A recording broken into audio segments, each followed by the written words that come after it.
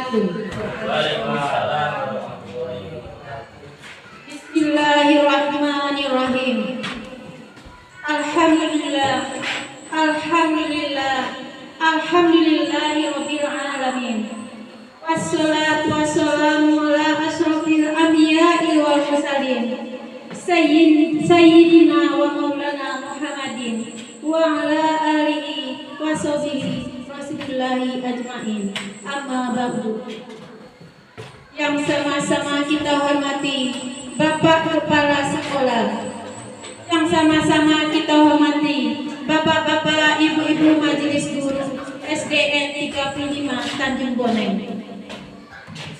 Puji syukur kehadiran Allah Subhanahu wa Ta'ala, karena atas limpahan rahmat, limpahan nikmat, limpahan taufik dan hidayahnya semata, pada hari ini Jumat tanggal 27 Oktober 2023 kita dapat berkumpul bersama dalam rangka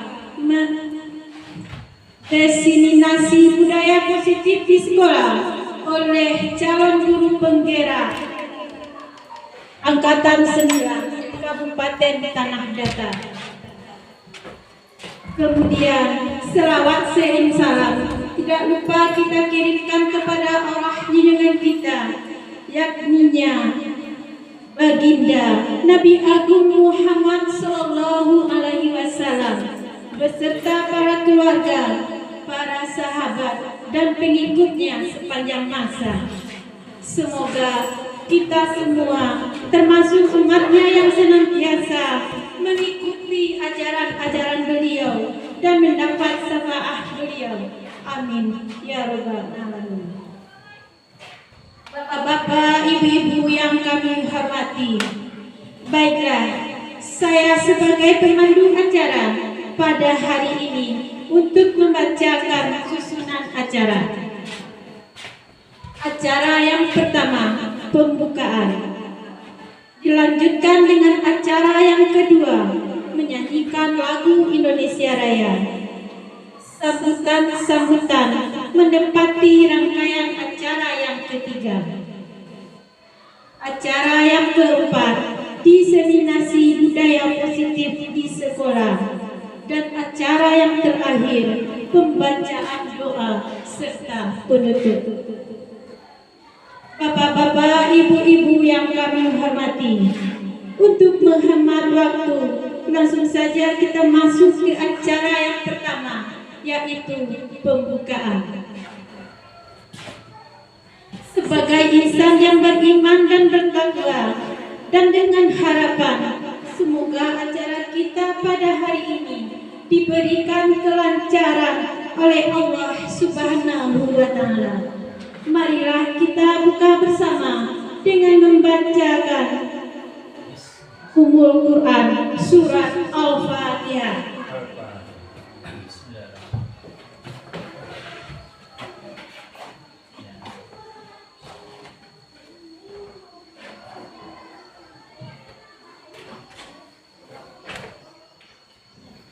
Acara yang kedua, menyanyikan lagu Indonesia Raya.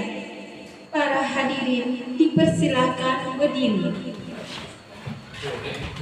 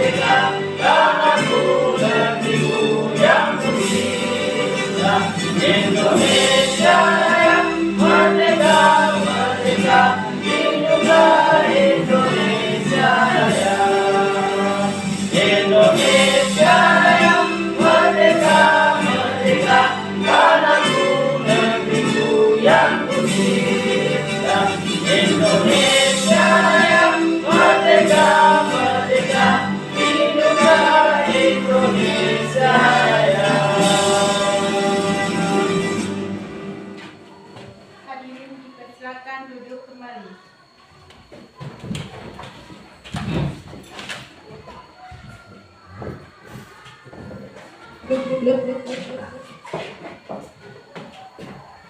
Berikutnya, marilah kita ikuti bersama sambutan Kepala Sekolah SDN 35 Tanjung Bonai, Bapak Iki Rinaldi SPD SD. Kepada beliau dengan hormat dipersilakan.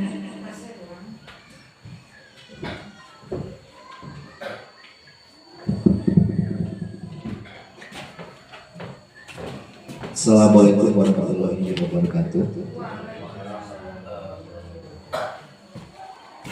Puji syukur, marilah sama-sama kita panjatkan kehadiran Allah Subhanahu wa Ta'ala yang telah melimpahkan rahmat dan karunia-Nya kepada kita bersama. Dengan rahmat dan karunia-Nya itu kita telah bisa sama-sama hadir berkumpul bersama di sekolah kita ini pada hari Jumat tanggal 27 Oktober 2023 untuk mengikuti kegiatan diseminasi oleh salah seorang teman kita. Yang saya hormati Bapak Ibu, rekan-rekan majelis guru, Bapak komite, tokoh masyarakat yang hadir pada kegiatan diseminasi ini.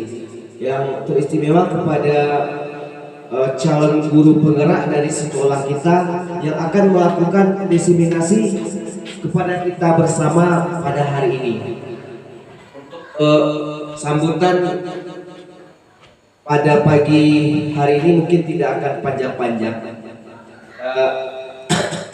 Yang pertama, mungkin kita mengucapkan terima kasih kepada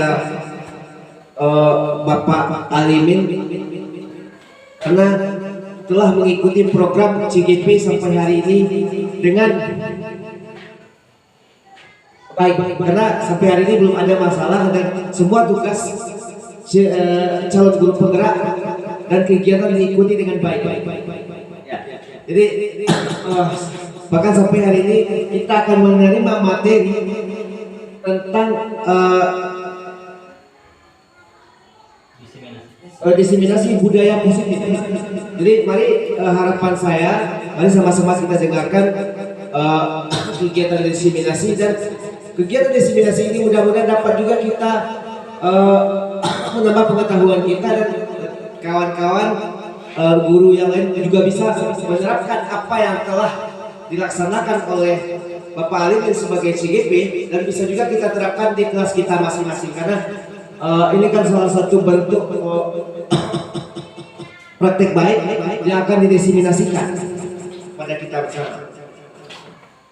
Adanya beberapa ide yang baik yang bisa kita contoh yang telah dilakukan oleh Pak Alimin, nanti bisa kita gunakan dan kita terapkan di sekolah kita untuk kemajuan di sekolah kita. Karena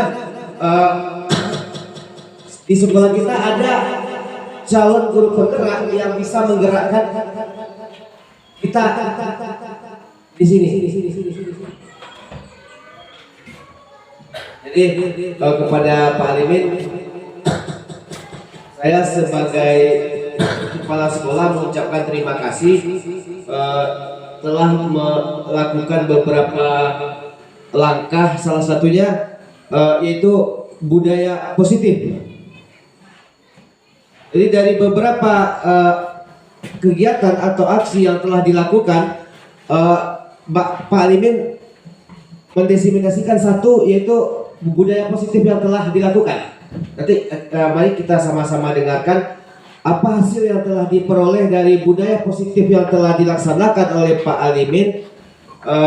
Bagaimana caranya, apa saja langkah-langkah yang telah dilakukan, bahkan sampai ada hasilnya.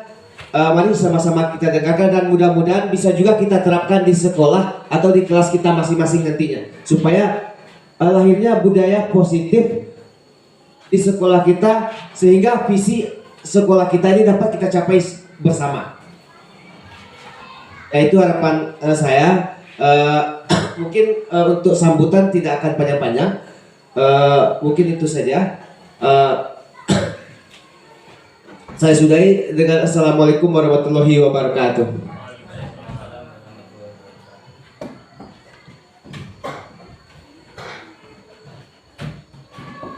Terima kasih kepada Bapak yang telah memberikan sambutan kepada kita semua. Acara selanjutnya, marilah kita simak bersama diseminasi dengan tema positif di sekolah yang akan dibawakan oleh Bapak Alimin SPD SD, calon guru penggerak Angkatan 9 Kabupaten Tanah Datar. Kepada beliau dengan hormat kami persilahkan.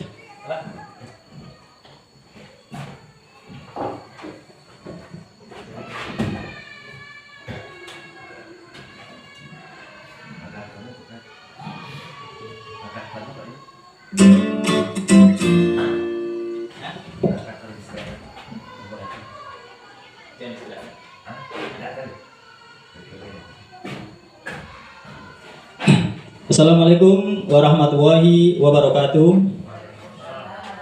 Puji syukur kehadirat Allah Subhanahu wa taala karena di pagi yang cerah ini kita masih diberi kesempatan untuk bisa hadir dalam rangka acara diseminasi budaya positif di sekolah.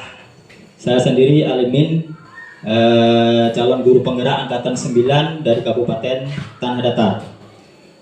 Yang kami hormati Bapak Kepala Sekolah, seterusnya Bapak-Bapak dan Ibu Guru Majelis Guru, selanjutnya wali murid yang kami muliakan. Pada hari ini sengaja kita berkumpul di sini karena saya sebagai calon guru penggerak Angkatan 9 ini mendapat tugas untuk mendiseminasikan budaya positif di sekolah. Jadi sebelum acara ini kita mulai, biar kita semangat terlebih dahulu, kita ice breaking terlebih dulu. Silakan bapak-bapak dan ibu-ibu berdiri di samping tempatnya. Silakan bapak-bapak dan ibu-ibu berdiri, kita bergoyang-goyang sedikit dulu biar semangat. Demikian juga itu, jadi kita setiap pembelajaran alangkah baiknya dikasih penyegaran terlebih dahulu kepada anak-anak kita, biar anak-anak itu dalam belajar bisa senang di dalam kelas. Goyang tangan, silakan. Ayo silakan. Tangan diputar-putar, tangan diputar-putar, bahu tangan diputar-putar, digoyang-goyang, digoyang-goyang, tangan diputar-putar, tangan diputar-putar,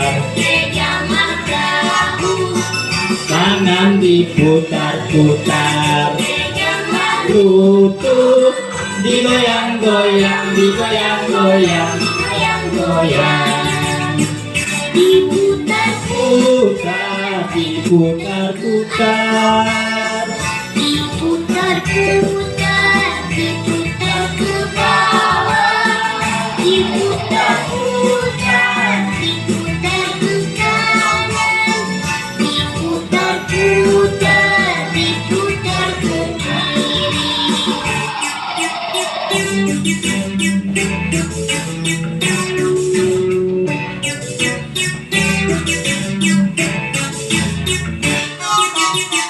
tangan diputar-putar, bertepuk tangan, tangan diputar-putar, peganglah bahu, tangan diputar-putar, peganglah lutut, digoyang-goyang, digoyang-goyang.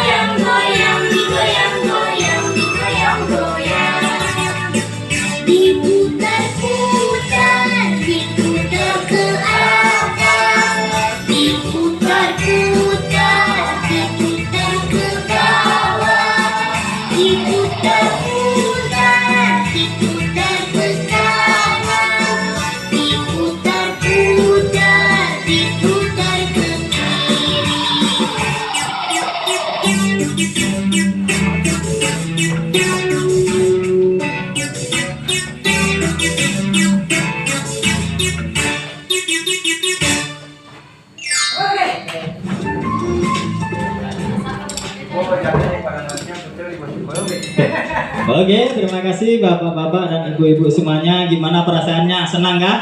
Nah, gembira kah? Nah, jadi kayak gitulah nanti murid-murid kita, bapak-bapak dan ibu-ibu. Jadi sebelum belajar, usahakan kita buat anak itu terlebih dahulu senang. Itu termasuk budaya positif bapak-bapak dan ibu-ibu. Jangan langsung belajar buka buku. Nah, itu sebenarnya kalau untuk zaman sekarang itu kurang bagus lagi, tidak sesuai dengan zamannya lagi. Membosankan ya. Lanjut Pak. Berbunyi pinggang lainnya. Perkenalan, jadi diseminasi modul 1.4 budaya positif di sekolah oleh saya Alimin, calon guru penggerak angkatan 9 Kabupaten Tanah Datar. Lanjut. Coba yang ke-7 Jadi judul modul budaya positif rancangan aksi nyata. Kenapa saya melaksanakan diseminisasi ini? Yang pertama, latar belakang tidak semua warga sekolah, terutama guru, terutama kita, paham akan konsep-konsep inti budaya positif. Jadi motivasi perilaku budaya positif itu terdiri dari motivasi perilaku manusia, posisi kontrol dulu, membuat keyakinan kelas atau sekolah, dan penerapan segitiga restitusi. Jadi tujuan dari kegiatan ini adalah menumbuhkan motivasi intrinsik anak. Intrinsik itu artinya adalah motivasi yang timbul dari diri anak itu sendiri. Kemudian yang kedua, untuk meningkatkan pemahaman konsep-konsep budaya positif di sekolah. Jadi setelah budaya positif itu kita lakukan di kelas, kita lanjutkan, kita tularkan menjadi budaya positif di sekolah. Jadi kuncinya adalah di kelas kita laksanakan terlebih dahulu, baru kita melebar ke sekolah. Setelah itu baru budaya positif itu kita praktekkan di dalam masyarakat. Jadi urutannya. Jadi lini masa kegiatan yang pertama berkoordinasi dengan kepala sekolah, rekan sejawat. Kemudian saya melaksanakan dulu membuat keyakinan, poster keyakinan kelas, kemudian menempelnya. Baru nanti kita akan berbagi bagaimana cara kita membuat keyakinan kelas. Selanjutnya tolak ukur. Apa yang menjadi tolak ukur keberhasilan dari kegiatan ini? Yang pertama adalah anak dapat menjalankan keyakinan kelas tanpa ada hukuman dan penghargaan. Jadi biasanya ini anak itu kan kalau dulu kan peraturan. Kalau sekarang peraturan itu tetap ada tapi ditambah dengan keyakinan kelas. Jadi keyakinan kelas itu bisa dibuat dari sebuah peraturan kelas, kemudian kita jadikan keyakinan kelas. Jadi anak bisa menjalankan tanpa adanya penghargaan dan hukuman. Jadi selanjutnya dukungan yang dibutuhkan yaitu dukungan dari kepala sekolah, terutama Bapak Riki Rinaldi, untuk memberikan izin tentang kegiatan aksi nyata. Yang kedua, dukungan dari kawan-kawan kita, kemudian masyarakat, kemudian wali kelas. Setelah itu yang terakhir perlengkapan dalam membuat keyakinan kelas. Lanjut ya. Sekarang coba lihat pertanyaan pemantik di sini. Bapak Ibu silakan dibaca nomor 1.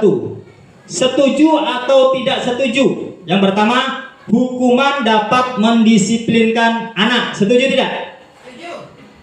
Ubid? Setuju. Pak Zal? Tidak. Pak Zal tidak setuju. Bu Pit setuju. Yang lain silakan bertanggapan setuju atau tidak setuju.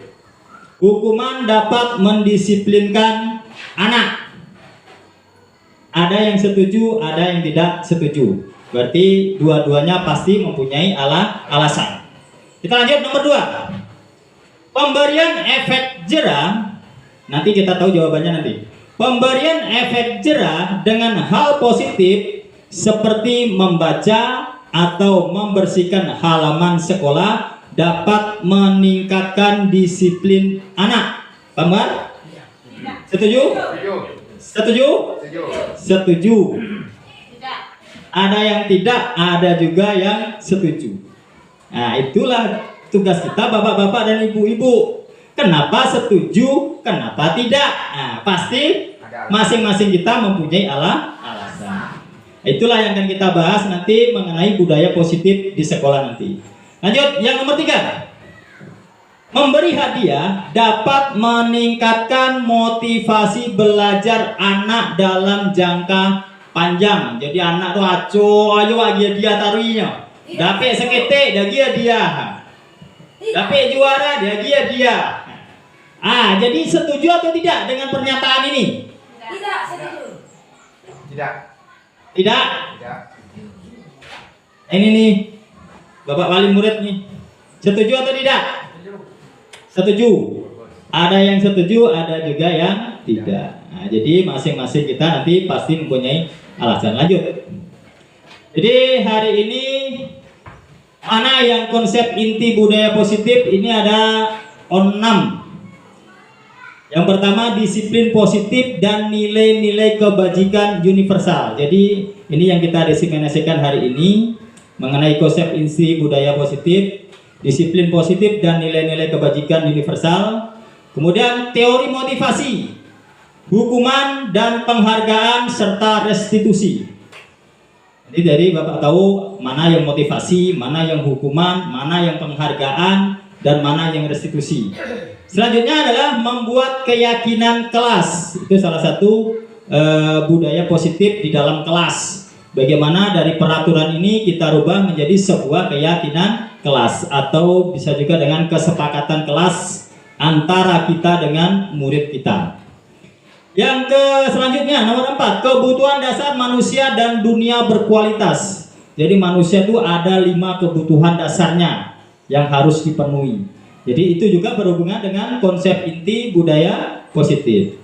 Selanjutnya ada restitusi 5 kontrol. Ada nanti 5 kontrolnya itu kita sebagai guru, ada nanti sebagai pembuat rasa bersalah, ada juga sebagai teman, ada juga sebagai pemantau, kemudian ada juga sebagai nanti manajer. Ada di posisi-posisi mana, itulah posisi di mana nanti di mana kita posisikan kita sebagai seorang guru. Kita lanjut, restitusi segitiga restitusi. Jadi setiap ada masalah itu bisa kita menyelesaikannya dengan segitiga restitusi ini. Jadi jangan bapak-bapak ibu-ibu kalau ada masalah ke anak itu langsung dipanggil, langsung dimarahi. Itu sebenarnya tidak boleh. Lanjut. Disiplin positif dan nilai-nilai kebajikan. Pertama dulu, lanjut. Sekarang Bapak Ibu, silakan berkelompok 2 orang, ambil kertas yang perasaan Bapak-bapak Ibu genggam itu adalah barang yang berharga. Silakan Bapak-bapak dan Ibu berkelompok, ambil kertas, tulis sesuatu yang berharga. Berharga kemudian digenggam. Ambil kertas, kemudian silakan berdua genggam. Kemudian yang satu orang berusaha untuk membukanya. Contoh Bu Pit sama Pak Zal, silakan. Bu Pit yang menggenggam atau Pak Zal yang membuka. Rasio. Cari anggap sesuatu yang kita genggam itu barang berharga. Silakan yang selanjutnya, tugas yang B, membuka tangan genggaman kepala tangan Pak Zal.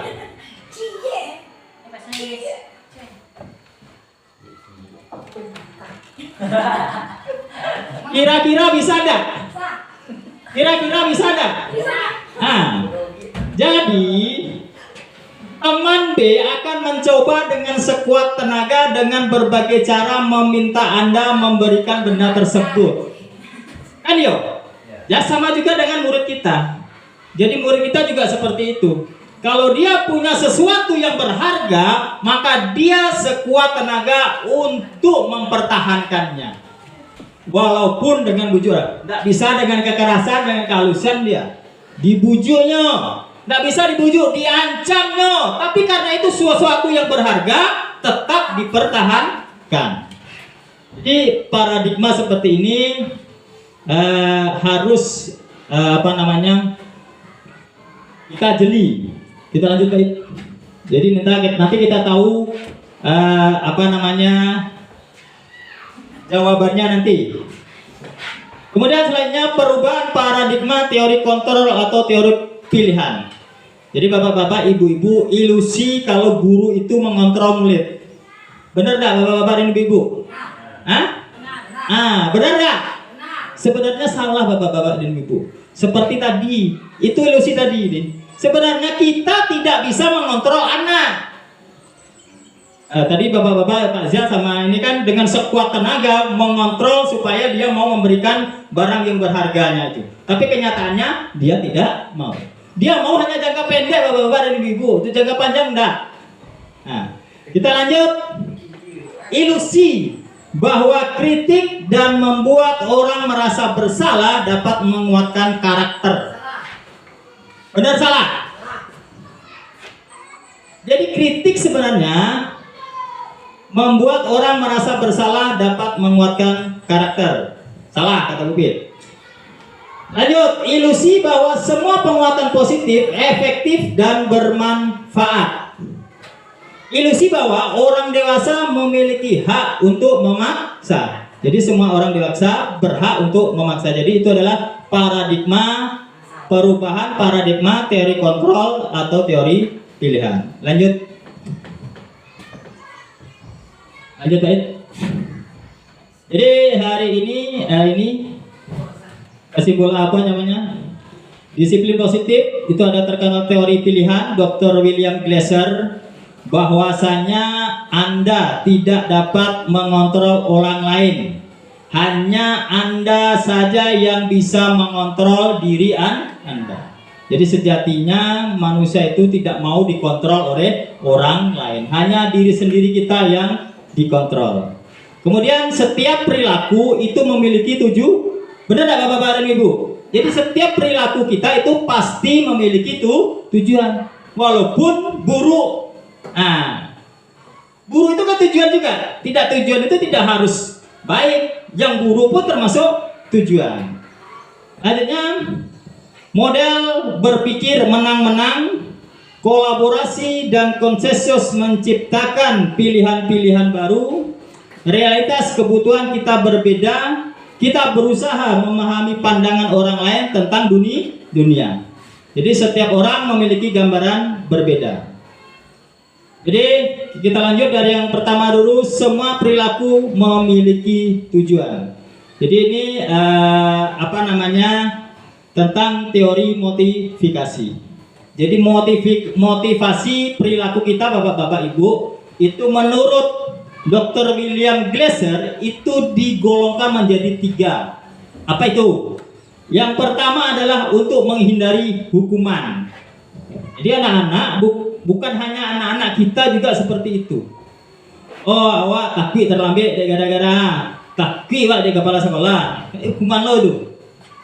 Ya tapi ya guru orang lain gilo-gilo di otak awak gilo terlambat. Itu juga termasuk dengan menghindari hukuman. Di anak awak juga seperti itu, di anak kita. Anak kita bukan terlambat kenapa? Takut terhadap peraturan. Tapi wak beko terlambat beko awak kau nelo hukuman beko di guru awak beko. Suruh lo tegak di kelas beko. Suruh lo menyapu beko. Itu salah satu teori motivasi untuk menghindari hukuman. Selanjutnya yang kedua, motivasi untuk mendapatkan imbalan. Imbalan itu bisa juga dengan hadiah, bisa juga dengan pujian. Awak ya datang copek dah nak dapet lo sanjungan awak dari kepala sekolah. Contoh ada itu termasuk dari mendapatkan imbalan. Di anak awak udah itu lo, awak yo nak copek datang awak, nak dapet nak disanjung-sanjung lo dari guru awak. Itu juga termasuk dari motivasi mendapatkan imbalan. Jadi imbalan itu bisa berupa dengan penghargaan. Jadi yang kedua ini itu termasuk motivasi ekstrinsik. Motivasi yang lahir dari luar dari diri anak. Hanya tidak timbul dari hati dong. Timbul dari luar anak. Jadi hukuman kemudian penghargaan itu kan dari luar. Dapatnya dari orang lain. Nah, itu makanya disebut dari luar, ekstrinsik. Yang ketiga adalah untuk menghargai diri sendiri. Menghargai diri sendiri itu bagaimana bapak-bapak dan ibu-ibu? Menghargai diri sendiri itu ya istilahnya kesadaran diri sendiri. Mau ada kepala sekolah, mau ida, tetap kita masuk seperti biasa. Oh, masuk jam 8 kurang awal standby ini tanpa harus menunggu ada perintah, tanpa harus menunggu ada imbalan pujian dari kepala sekolah, tanpa kita mengharapkan dari itu. Itu yang dinamakan dengan menghargai diri sendiri. Jam istirahat ya wak istirahat, jam pulang ya wak pulang, jam masuk ya wak masuk. Lahir dari dalam diri sendiri. Itu yang dinamakan dengan itu yang lain dengan motivasi intrinsik. Dari motivasi-motivasi inilah timbul nilai-nilai kebajikan universal. Jadi nilai-nilai kebajikan itu bisa berbentuk dengan kedisiplinan, empati, menghargai sesama. Nah, itu masuk dengan nilai-nilai kebajikan. Jadi kemudian selanjutnya makna disiplin. Jadi makna disiplin itu adalah belajar kontrol diri dengan menggali potensi kita agar tercapai tujuan mulia atau tujuan yang baik, yaitu sesuatu menjadi seseorang yang kita inginkan berdasarkan nilai-nilai yang kita hargai. Jadi tadi sudah dijelaskan tadi bagaimana cara menumbuhkan nilai intrinsik dalam diri kita dan dalam diri anak didik kita. Selanjutnya 5 posisi kontrol. Jadi bapak-bapak dan ibu-ibu, kita sebagai guru itu terdapat 5 posisi kontrol kita. Yang pertama adalah penghukum. Contohnya apa penghukum? Bisa bapak-bapak dan ibu tahu, kita sebagai sekolah menghukum anak lain. Jadi menghukum itu tidak fisik saja, dengan kata-kata pun bisa menghukum. Contoh begini, kamu ke kamu aja terlambat. Itu termasuk dengan penghukum. Jadi tidak menghukum tuh tidak harus membersihkan WC namanya. Kemudian memungut sampah, walaupun sebenarnya itu bagus, ya kan menjaga kebersihan juga, tapi sebenarnya itu tidak bagus juga untuk jangka panjang. Jadi nanti adalah penghargaan tuh bisa menghukum itu. Nah, nanti ada slide-nya nanti. Jadi sebenarnya bapak-bapak dan ibu-ibu, amarilah kita ikut calon guru penggerak. Karena banyak ilmu yang kita dapatkan di situ yang tidak pernah kita dapatkan selama ini. Betul lah Pak Riki? Nah, betul lah bapak-bapak dan ibu-ibu? Nah, masih ada waktu 3 hari untuk mendaftar lagi angkatan 11. Kalau tidak salah info yang kami dapatkan itu masih ada waktu sekitar 3 hari untuk mendaftar angkatan 11. Banyak sekali, walaupun kita memang tugas memang luar biasa, tapi selagi kita masih bisa membagi waktu, insya Allah itu semua dapat kita lalui. Kita berkolaborasi. Kepala sekolah hebat juga, hebat IT, hebat, pokoknya segala hebat kalau bapak kepala sekolah kita diakui kita, ya kan? Bisa kita berkolaborasi, rekan-rekan juga hebat semuanya, tidak ada yang tidak hebat, semuanya hebat. Selagi kita mau bekerja sama, berkolaborasi. Ayo masih ada waktu di sekitar 3 hari kita ikut calon guru penggerak angkatan 11. Bukan promosi bapak-bapak dan ibu, saya kebetulan calon anggota penggerak, bukan. Karena itu memang banyak ilmu-ilmu yang kita dapatkan selama menjadi calon guru penggerak itu. Banyak sekali. Dari segi pembelajaran pun sangat banyak. Contoh kalau biasanya kita kan sekedar ceramah saja kan. Kalau kini adalah bagaimana menciptakan pembelajaran itu yang menyenangkan bagi anak di kelas itu. Kalau lo senang anak belajar di kelas, damunya istirahat doh. Bisa kita bapak dan ibu. Damunya istirahat doh. Nak main kemain aja. Tapi harus sesuai dengan tujuan pembelajaran kita. Lanjut nih. Belum lagi. 5 kebutuhan sebelumnya. Yang tadi. 5 kebutuhan dasar manusia. Jadi kita tidak terlepas dari 5 kebutuhan dasar manusia. Yang pertama, untuk bertahan hidup, kita mencari makan, kita bekerja, tidak lain hanya kita untuk bertahan hidup. Benar nggak Bapak dan Ibu? Kita bekerja mencari uang pasti untuk bertahan hidup. Selanjutnya, penguasaan. Jadi penguasaan itu kita punya power, punya kekuatan untuk menguasai, baik menguasai orang lain, menguasai pekerjaan kita, atau menguasai diri sendiri. Lanjut, kasih sayang dan rasa diterima. Di dalam sekolah, konteksnya kita sekolah, pasti kita ingin di dalam sekolah itu rasa kasih sayang dan diterima. Sesama anggota kita butuh kasih sayang. Kasih sayang tidak. Kasih sayang itu artinya adalah bisa kita saling menghargai. Oh, nang dado bisa saling pokoknya yang ini tidak ada, yang ini ada. Itu saling minjam meminjam, itu saling menghormati, saling empati. Itu kasih sayang. Contohnya orang tua kita sakit, sama-sama kita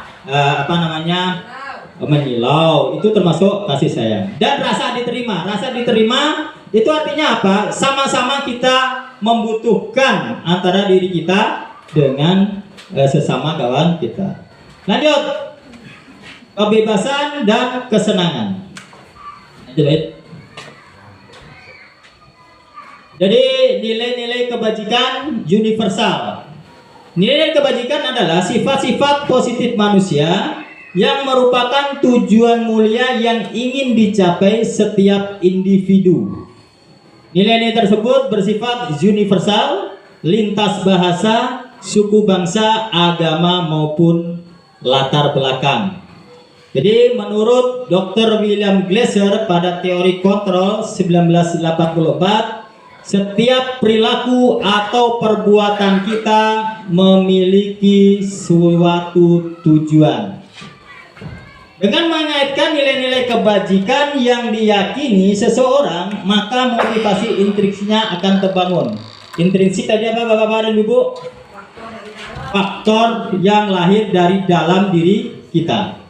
Selanjutnya, untuk nilai-nilai kebajikan yang ditanamkan di dalam sekolah atau di dalam kelas kita, itu sering kita sebut dengan profil pelajar Pancasila. Jadi ada profil pelajar Pancasila. Apa nilai-nilai kebajikannya?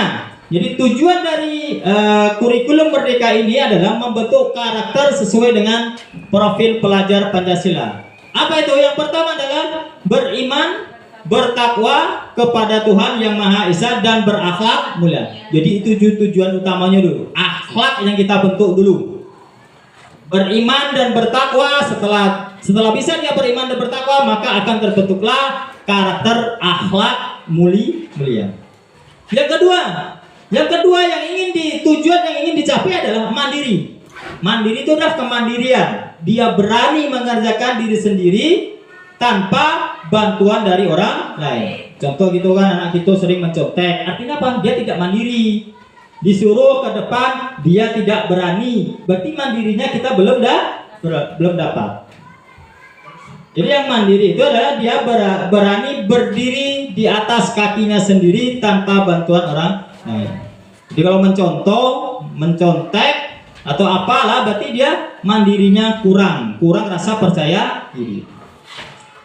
Yang ketiga, bernalar kritis. Coba Upit, yang bernalar kritis Upit. Atau yang lain? Bernalar kritis. Kritis itu dari kata kritik, apa ya? Anak-anak, contohnya seorang siswa yang memiliki nilai kritis atau seorang guru yang memiliki nilai kritis itu bermakna kritis, jadi dia mengkoreksi sepengetahuan dia mengenai sajian atau materi yang disampaikan terhadap sesuatu persoalan yang ia koreksi. Nah, itu kira-kira. Terima kasih Pak Yal. Bagus sangat. Mengkritisi berarti mau mengoreksi kesalahan dari Pak Guru apa kawannya ya Pak Guru, kalau Bu Guru salah ya berani dia mengoreksi, berpikiran kritis. Pak Muhar bisa kasih pendapat?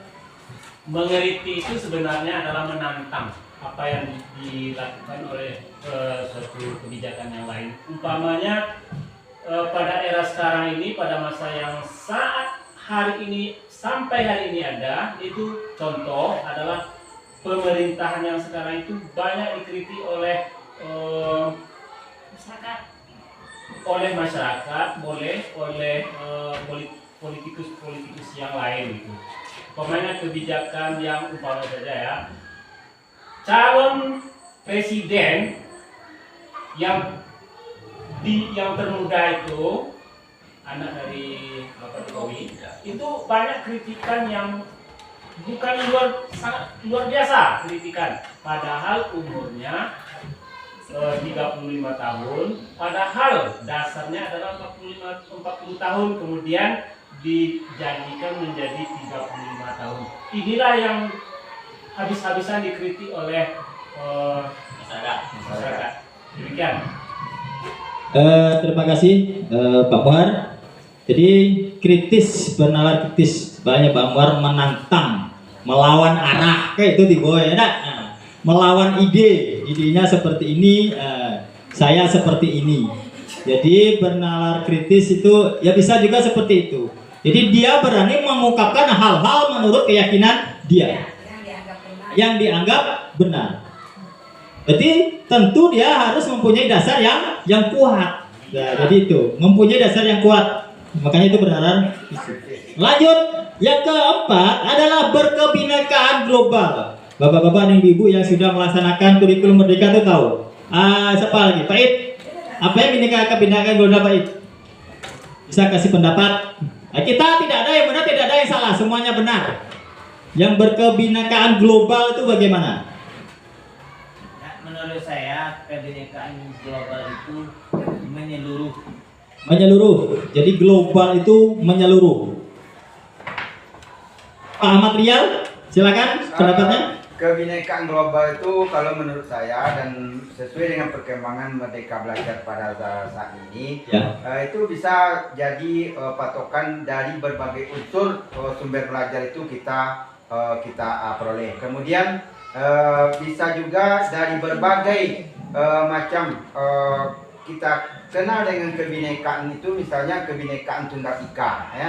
Berarti berbagai macam ragam yang bisa kita jadikan media untuk pembelajaran atau secara keseluruhan. Nah, itu. Oke. Jadi bermacam-macam. Pak Muhar, silakan tanggapannya. Kita berdiskusi. Tidak ada yang benar, tidak ada yang salah. Sama-sama kita belajar. Baik saya maupun bapak-bapak dan ibu-ibu sama-sama kita belajar. Pertanyaannya, apa pengertian menurut Bapak Muhar? Apa pengertian dari berkebinekaan global? Gak ada yang salah, gak ada yang benar. Kebinekaan secara global itu saya setuju sih. Yaitu global itu kan menyeluruh. Jadi kebinekaan itu merata, bermacam-macam.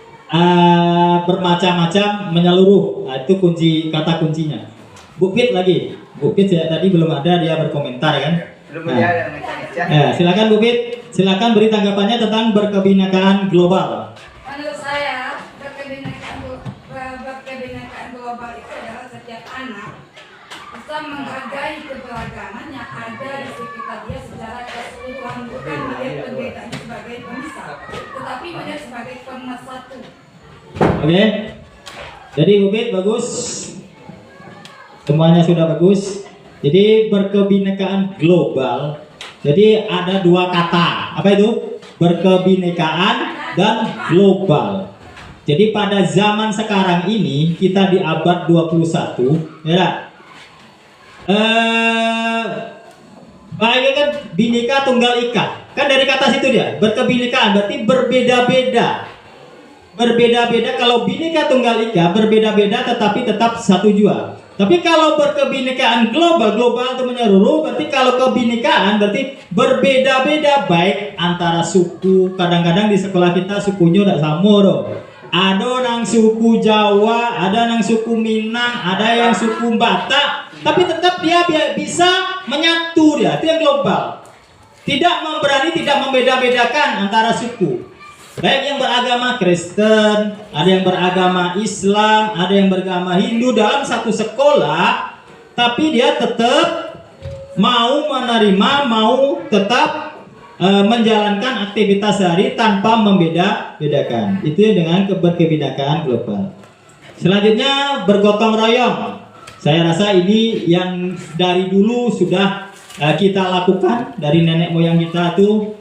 Ini kita gaungkan kembali rasa gotong royong kita. Di sekolah kita juga sedang melaksanakan setiap hari Sabtu, 1 bulan sekali. Itu kita juga mengadakan gotong royong bersama. Itu untuk meningkatkan keyakinan kelas kita, keyakinan sekolah kita, bahwasanya itu kebersihan itu sangat penting. Lanjutnya adalah kreatif. Apa lagi yang belum ini? Apa pengertian dari kreatif? Silakan Bu Pit. Ada yang tunjuk tangan Bu Pit? Yang jelaskan? Kreatif menurut saya Ya. itu adalah kemampuan siswa atau seseorang untuk menghasilkan inovasi-inovasi dari sebuah metode yang sudah ada. Atau karya. Ya, betul. Lagi Bu Pit. Kemampuan seseorang untuk dapat menampilkan inovasi atau ide-ide baru. Itu yang kreatif. Ada tambahan Pak Zal?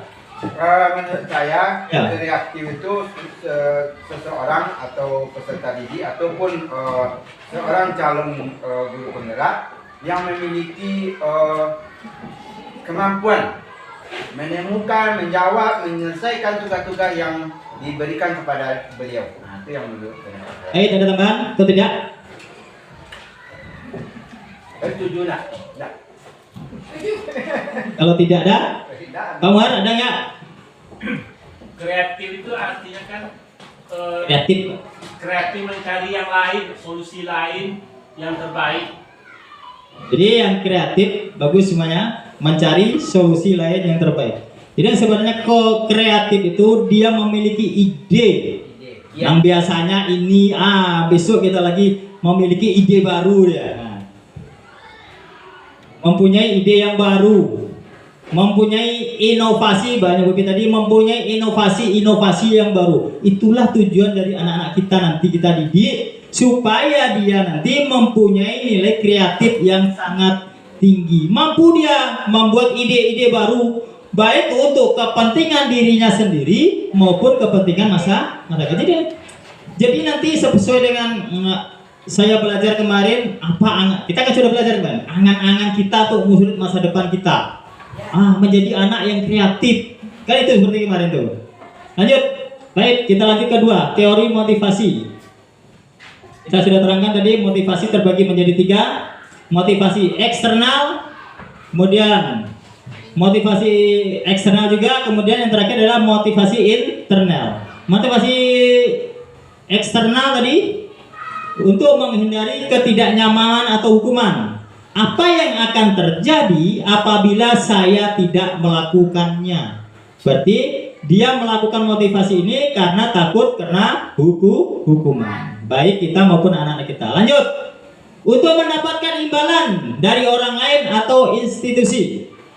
Apa yang akan saya dapatkan apabila saya tidak melakukannya? Jadi yang kedua ini termasuk dengan motivasi eksternal. Seperti yang saya jelaskan tadi, motivasi yang timbul karena dari luar diri kita. Kemudian yang terakhir ini itu yang harus kita pahami untuk menghargai diri sendiri. Saya akan menjadi orang seperti apa apabila saya melakukannya. Itu motivasi internal, tujuan dari disiplin positif. Lanjut.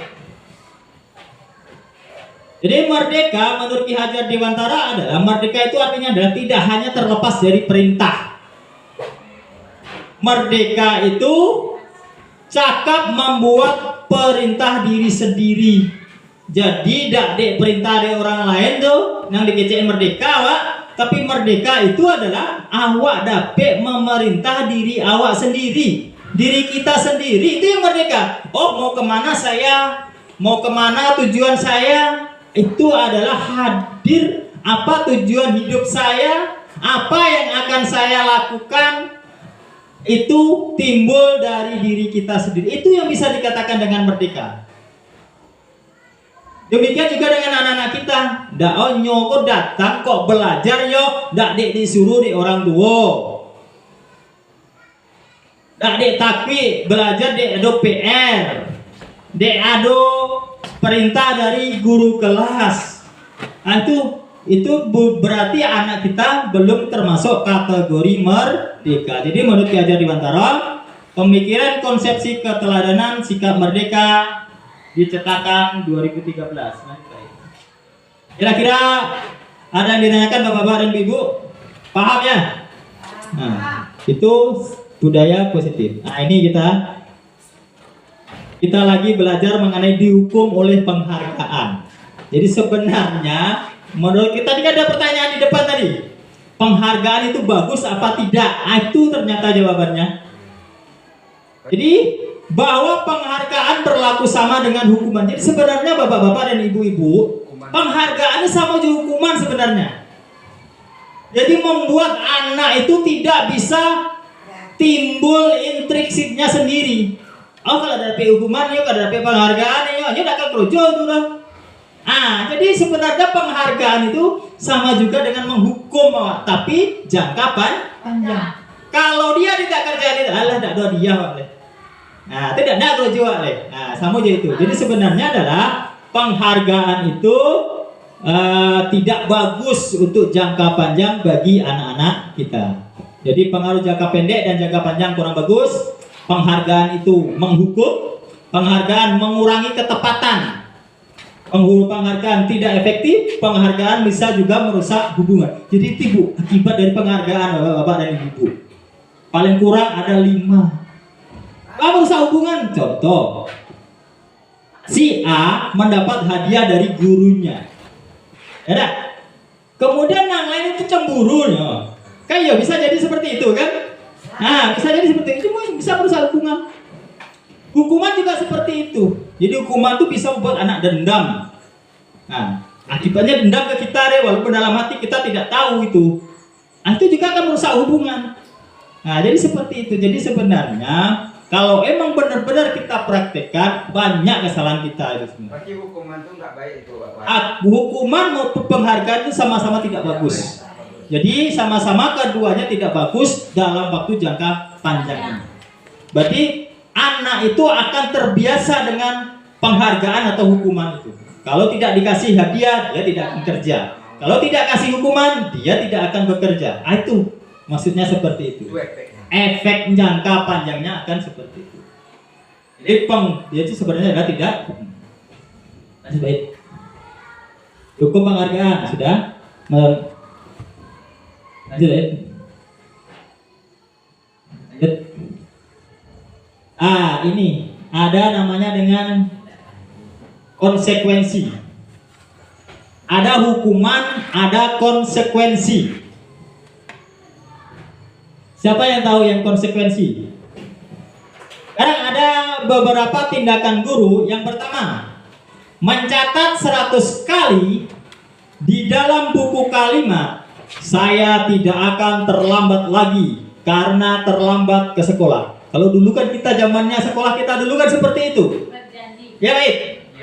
Jadi kalau ada anak yang terlambat, disuruhnya mencatat sehalaman. Sekarang ada tangga, kita tahu ya.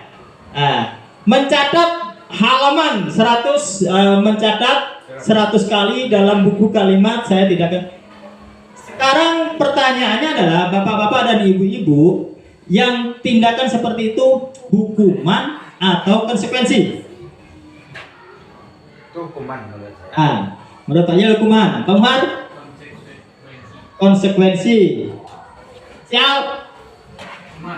Hukuman. Jadi ada yang hukuman, ada yang konsekuensi. Nanti jawabannya kita simpan. Lanjut. Lari mengelilingi lapangan basket 2 kali karena terlambat hadir di sekolah. Hukuman atau konsekuensi? Hukuman. Hukuman. Yang di atas hukuman juga. Yang kedua hukuman juga. Yang ketiga, murid diminta untuk push up 15 kali karena tidak menggunakan masker ke sekolah. Hukuman atau konsekuensi? Hukuman. Hukuman. Konsekuensi. Masih ada perbedaan antara hukuman dan konsekuensi. Lanjut, menggantikan, nanti jawabannya ada di selanjutnya. Menggantikan kertas tugas teman yang telah dicoret-coret, hukuman atau konsekuensi? Konsekuensi. Ibu Siska, kira-kira kalau ada anak kita menggantikan kertas tugas teman yang telah dicoret-coret, itu masuk hukuman atau konsekuensi? Kertas tugas yang di. Jadi istilahnya ada anak nang jahe ya. Jadi korte tugasnya dicoret-coretnya. Sudah itu nyo menggantinya deh. Ini yang mengganti. Itu yang melakukan itu yang menggantinya. Itulah konsekuensi. Itu konsekuensi. Kita lanjut. Membersihkan tumpahan air meja tulis karena tersenggol pada saat belajar. Bukit? Konsekuensi. Konsekuensi. Tonghar. Oke, juga sama aku. Konsekuensi. Membersihkan tumpahan air di meja tulis karena tersenggol pada saat belajar. Jadi tumpahan lah tersenggol air itu dibersihkan. Yang menyenggol itu yang membersihkan istilahnya. Iya. Ya kan tersenggol. Tersenggol itu dibersihkan. Yang dilakukan tidak sengaja. Tidak sengaja. Masuk hukuman atau konsekuensi? Konsekuensi. Murid disuruh untuk mengenakan sepatu seharian di sekolah karena tidak mengenakan sepatu hitam. Hukuman atau konsekuensi? Hukuman. Lanjut. Lari mengelilingi lapangan basket 2 kali karena terlambat 10 menit untuk pelajaran PJOK. Konsekuensi. Hukuman, konsekuensi? Hukuman. Hukuman, konsekuensi? Konsekuensi. Ada yang hukuman, ada yang konsekuensi. Hukuman. Hari konsekuensi. Kita lanjut Pak Id. Nah, ini jawabannya. Berapa yang betul, berapa yang salah? Mencatat 100 kali. Saya tidak terlambat lagi karena itu adalah hukuman. Kedua, hukuman. Yang kedua, lari mengelilingi lapangan basket 2 kali yang terlambat adalah hukuman. Murid diminta untuk push up 15 kali karena tidak menggunakan masker sekolah adalah hukuman. Lanjut. Menggantikan kertas baru konsekuensi. Jadi biasanya hukuman itu dia tidak ada kesepakatannya. Tapi konsekuensi itu biasanya dia melalui sebuah kesepakatan terlebih dahulu. Nah, itu konsekuensinya. Kita lanjut. Murid disuruh untuk mengenakan sepatu seharian. Itu hukuman bapak-bapak dan ibu-ibu. Ya udah, disuruh ya. Jadi karena dia salah, dia disuruh. Itu hukumannya adalah memakai sepatu. Lari mengelilingi lapangan basket 2 kali karena terlambat 10 menit untuk pelajaran PJOK. Itu termasuk konsekuensi, bukan hukuman. Karena dia dalam pelajaran PJOK. Jadi kesepakatannya seperti itu. Lanjut. Nah, Lanjut. Lanjut.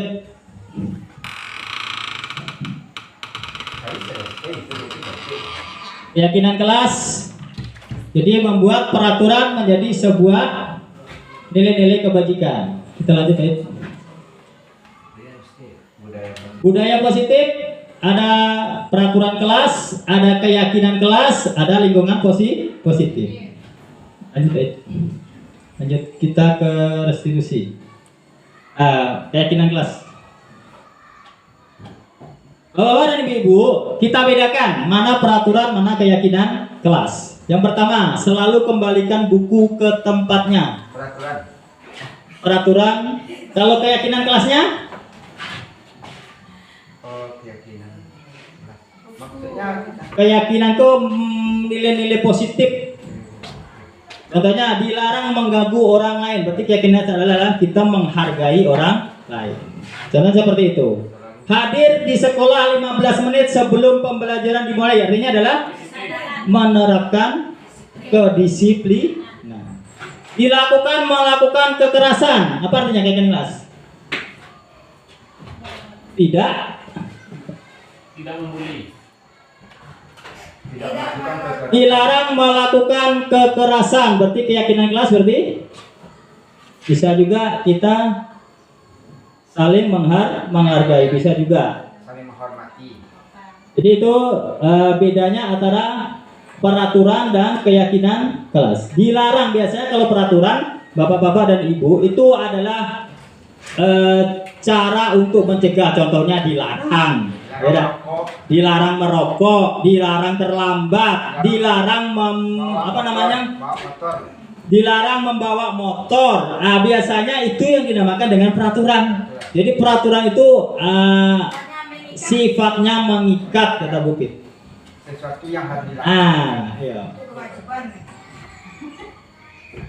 Lanjut. Kebutuhan dasar manusia. Jadi sebenarnya sudah kita terangkan semuanya tadi. Ada rasa untuk bertahan hidup. Kemudian ada kita kasih sayang dan rasa diterima, sudah saya jelaskan tadi. Kemudian ada penguasaan, ada kesenangan dan ada kebebasan. Rasanya sudah saya terangkan tadi. Lanjut sampai ke poin. Yang segitiga restitusi. Yang ini, lanjut. Bapak-bapak dan ibu-ibu, jadi segitiga restitusi ini adalah bagaimana cara kita untuk menyelesaikan masalah dengan anak-anak. Jadi yang ini kita tekankan karena seringkali kita ini memiliki murid-murid yang banyak yang bermasalah, bukannya bermasalah tapi memiliki tindakan-tindakan yang kurang bagus, gitu kan? Jadi sebenarnya inilah ada cara segitiga restitusi namanya.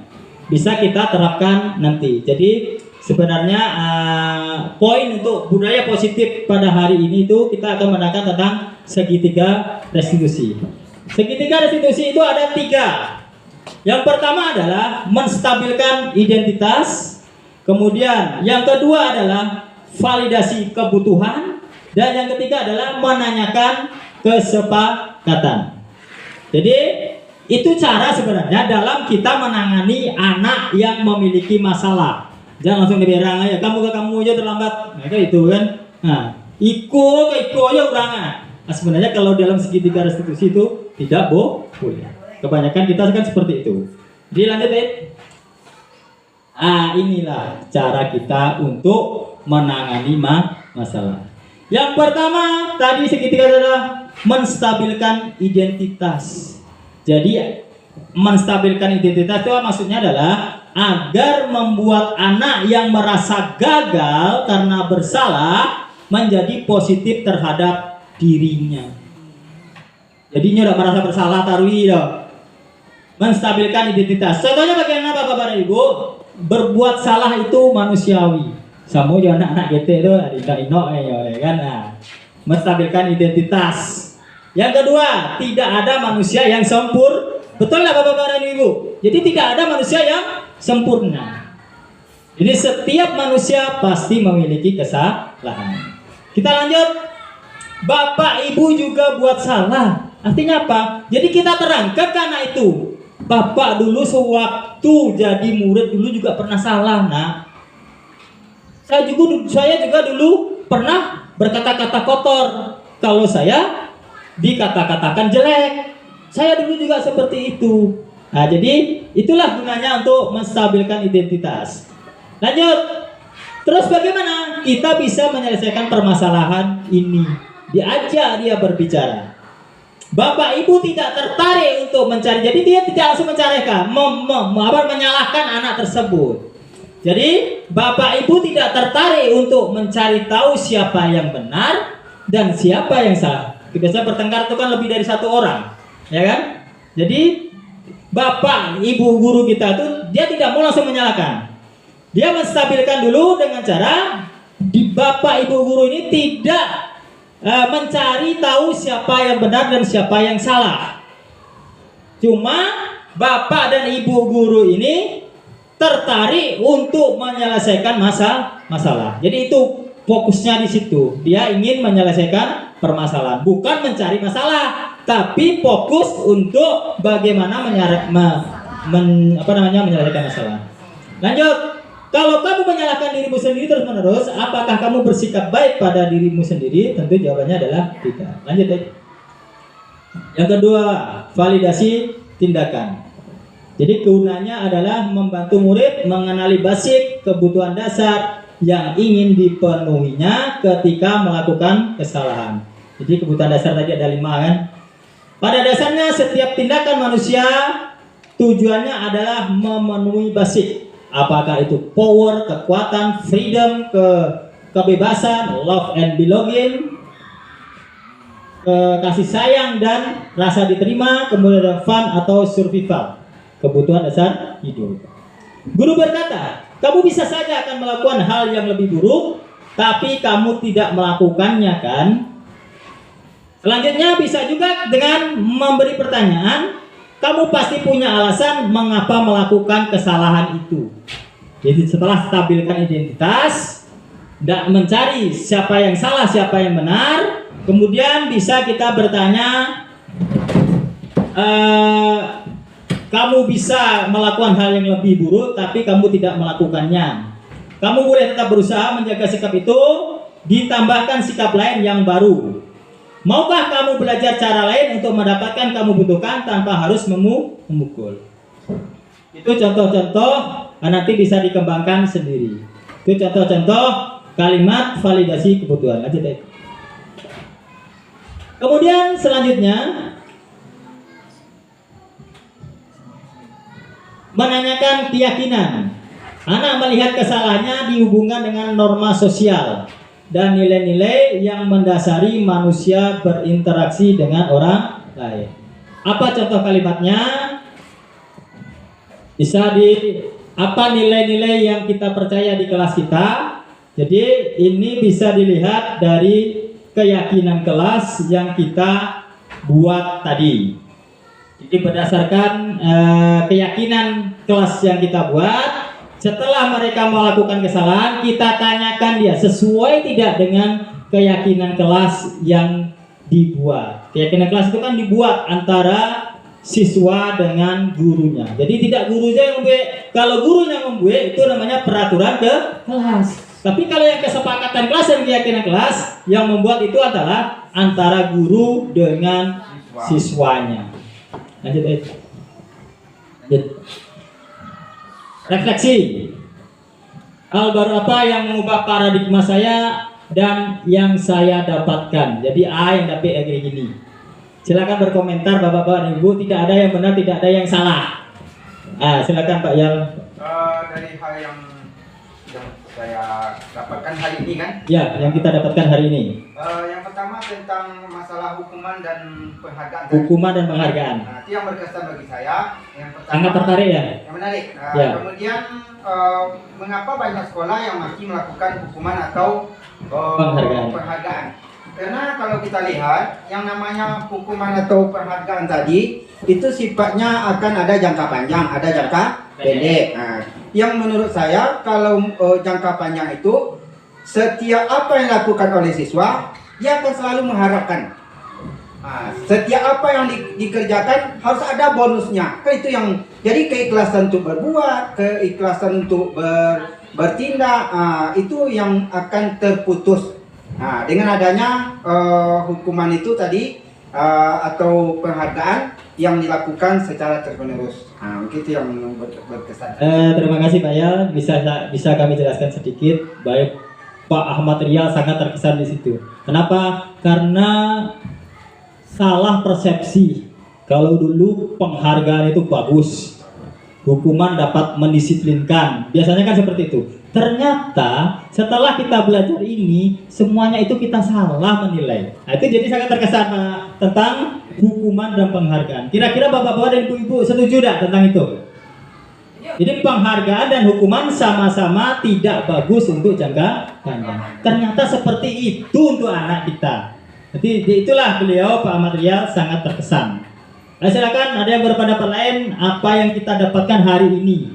Jadi kita togak-togak risiko, ado yang kita dapat. Nah, paling kurang paradigma baru tentang kita pembelajaran di sekolah kita. Jadi sedikit tambahan. Tambahan. Belum merasa puas dengan apa yang saya sudah sampaikan. Iya. Jadi harapan saya tentu hal ini sudah sampai pula kepada guru-guru penggerak. Nah, jadi hal yang demikian mungkin ada kesempatan untuk digugus bahwa suatu hukuman yang kita lakukan kepada siswa itu kan berarti dengan kita melakukan kegiatan kita pada hari ini tentu akan ada efeknya, ada nilai positifnya. Tentu untuk masa yang akan datang kita selaku pendidik tentu harus ada perubahan. Jangan kan kita sudah tahu dengan hal yang dengan hukuman atau yang berupa penghargaan itu adalah hal yang salah. Tentu untuk masa-masa yang akan datang tentu janganlah kita ikuti yang salah itu. Nah, lakukan perubahan. Mungkin dari Pak Limin untuk bisa menyampaikan bahwa Bapak Kepala Sekolah kita hadir pada kesempatan ini, itu tentu juga materi ini bisa dikembangkan dimanapun. Ya, kita selaku pendidik tentu juga wajar untuk mengembangkan. Mungkin itu sedikit Pak Limin. Terima kasih Pak Yal. Itulah tugas Pak Yal ini. Jadi calon guru penggerak nanti. Kenapa? Jadi dari Pak Yal ya. Jadi guru penggerak itu ada nilai dan peran guru penggerak Pak. Di situ ada namanya dengan penggerak komunitas. Itu tugas Pak Yal siswa. Nah, masih ada seperti itu untuk anak kita. Jadi itulah beliau Pak Ahmad Riyal sangat terkesan. Nah, silakan ada yang berpendapat lain apa yang kita dapatkan hari ini. Jadi kita togak-togak risiko, ado yang kita dapat. Nah, paling kurang paradigma baru tentang kita pembelajaran di sekolah kita. Jadi mungkin sedikit tambahan. Tambahan. Belum merasa puas dengan apa yang saya sudah sampaikan. Iya. Jadi harapan saya tentu hal ini sudah sampai pula kepada guru-guru penggerak. Nah, jadi hal yang demikian mungkin ada kesempatan untuk digugus bahwa suatu hukuman yang kita lakukan kepada siswa itu kan berarti dengan kita melakukan kegiatan kita pada hari ini tentu akan ada efeknya, ada nilai positifnya. Tentu untuk masa yang akan datang kita selaku pendidik tentu harus ada perubahan. Jangan kan kita sudah tahu dengan hal yang dengan hukuman atau yang berupa penghargaan itu adalah hal yang salah. Penghargaan. Cuma tadi kalau kita menimbang antara Pak Kepala Sekolah Pak Muar, saya lebih tetap cenderung berpendapat bahwa itu bukan penghargaan ataupun hukuman, tapi lebih kepada peraturan. Karena di dalam peraturan itu ada kewajiban dan ada hak. Makanya tadi saya mau bicara, biarkan saja dulu. Karena yang namanya penghargaan ya pasti karena kita melakukan sesuatu. Tapi lebih cenderung kalau dalam proses pendidikan kita kan mengasih penghargaan itu, reward itu Dengan ada hak kewajiban.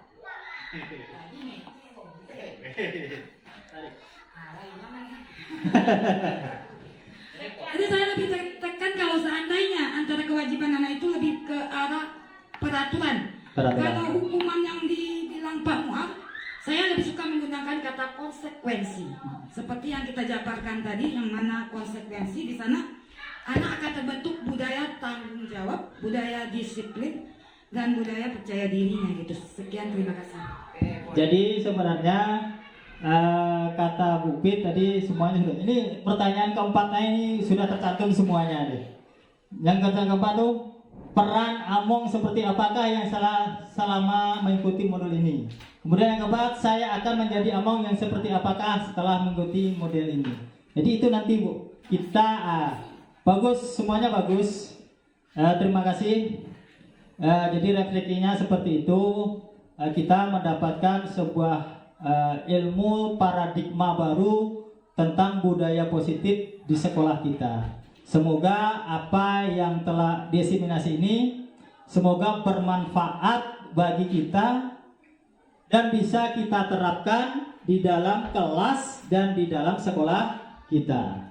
Jadi Bapak dan Ibu, saya minta maaf apabila ada tutur salah dalam pengucapan maupun tindakan dalam acara pada siang hari ini. Saya minta maaf. Wabillahi taufiq wal hidayah. Assalamualaikum warahmatullahi wabarakatuh. Terima kasih. Selanjutnya kami serahkan kepada Bapak.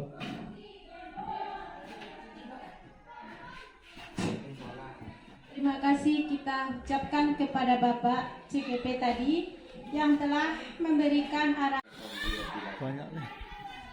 Allahumma ighfir lana dzunubana wa liwalidayna warhamhuma kama rabbayana shaghira wa jami'il mu'minina wal mu'minat wal muslimina wal muslimat al ahya'i minhum wal amwat wa tabi' bainana wa baina kulli khair amin ya rabbal alamin. Rabbana zalamna anfusana wa illam taghfir lana wa tarhamna lanakunanna minal khasirin. Rabbana la tuzigh qulubana ba'da idh hadaitana wa hab lana min ladunka rahmatan innaka antal wahhab. Allahumma ij'alna minat tawabina waj'alna minal mutatahhirina. Assalamualaikum Pak. Waalaikumsalam. Silakan duduk. Silakan duduk Ajeng. Bagaimana kabarnya? Alhamdulillah baik Pak. Kira-kira tahu tak ajang Bapak suruh menghadap? Tahu Pak, ada tidak melaksanakan perintah tadi. Ya tidak apa-apa. Di setiap orang pernah melakukan kesalahan. Bapak dulu waktu sekolah juga seperti itu, sering tidak melaksanakan piket. Lalu tentu ajang dalam tidak melaksanakan piket tentu mempunyai alasan. Kenapa ajang tidak melaksanakan piket? Maaf Pak, ada tadi malam ada main-main HP, jadi kasihkan tidurnya kemalaman. Oh, jadi kalau Ajeng tidak melaksanakan piket, menurut Ajeng, apakah yang Ajeng lakukan itu sudah benar dan apa akibatnya? Tidak Pak, ada mengaku bersalah, buku-buku menjadi berantakan dan lainnya jadi tidak aman. Sekali lagi maaf Pak. Iya Bapak maafkan. Coba Ajeng pikirkan, apakah dengan tidak melaksanakan piket itu sesuai dengan keyakinan kamu dan keyakinan kelas kita yang telah kita buat? Tidak Pak. Terus menurut Ajeng, keyakinan kelas apa yang telah Ajeng langgar? Menjaga kebersihan dan kenyamanan kelas Pak. Kebersihan dan kenyamanan kelas. Menurut Ajeng, penting tidak kebersihan dan kenyamanan kelas itu? Sangat penting. Kalau menurut Ajeng sangat penting, terus apa yang Ajeng lakukan supaya kebersihan dan kenyamanan kelas itu terjaga?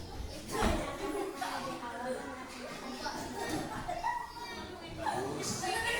Apakah Ajeng bersedia memperbaiki kesalahan ini? Kalau bersedia, kapan akan Ajeng mulai? Besok Pak aja akan melaksanakannya. Ya sudah, bagus. Sekarang Ajeng boleh kembali ke kelas. Semoga berhasil ya. Pak, terima kasih Pak. Assalamualaikum. Waalaikumsalam.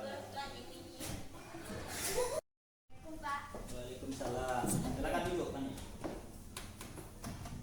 Bagaimana kabarnya, Mani? Alhamdulillah baik Pak. Kira-kira tahu tidak kenapa Pani Bapak suruh menghadap ke sini? Tidak Pak. Baik. Bapak tadi mendapat laporan dari kawan-kawan Pani. Pani berkata-kata kotor kepada Rasya. Apa benar itu? Benar Pak, habisnya saya kesel dan jengkel Pak. Kenapa kesel? Masa iya saya diam aja Pak, di ejek terus sama dia Pak. Oh begitu kejadiannya. Ya tidak apa-apa. Kalau Bapak di posisi kamu, Bapak juga akan melakukan hal seperti itu. Itu sifat manusiawi. Karena setiap orang pasti pernah melakukan kesalahan. Bapak dulu sewaktu masih di sekolah juga sering seperti itu. Terus apa yang kamu lakukan ke Rasya? Saya memaki dia dan tidak sadar berkata-kata kotor, Pak. Oh gitu. Terus Pani melakukan itu tentu ada alasannya. Saya diejek terus, Pak, sama Rasya. Dibilangin jelek dan bodoh. Wajarlah kalau kamu melakukan hal seperti itu. Bapak menghargai, sangat menghargai kamu tidak melakukan tindakan yang lebih jauh seperti bertengkar.